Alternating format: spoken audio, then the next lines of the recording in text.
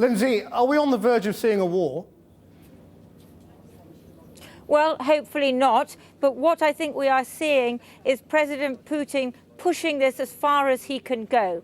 If he says that he now has the right to send troops to all of Ukraine, not just Crimea, then that means that he's in a very strong negotiating position. He can say, OK, well, maybe not to all of Crimea, not to all of Ukraine, but just Crimea. The latest that we're hearing is that possibly the politician, the Ukrainian politician, Yulia Tymoshenko, may be going to Moscow to try and do some kind of negotiation, because some kind of mediation is needed very urgently.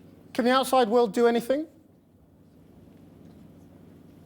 Well, what they will say is that William Hague is going to Kiev tomorrow, and they're going to say that, that Russia has disobeyed what they call the Budapest Memorandum. There was an agreement that no one, not the Americans, not the British, not the Russians, would ever invade Ukraine. But I suspect that what we're going to see from America and Europe, well, they'll huff and they'll puff and they'll threaten to blow his house down.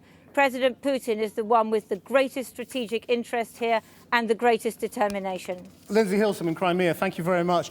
And this is what, a short time ago, the Foreign Secretary William Hague said. Well, the United Kingdom is very concerned about the escalation of tensions in the Ukraine, particularly in the Crimea, and particularly about the decision of the Russian Parliament this afternoon to authorize military action in Ukraine without the consent of the Ukrainian authorities. This is potentially a grave threat to the independence, the sovereignty, and the territorial integrity of Ukraine.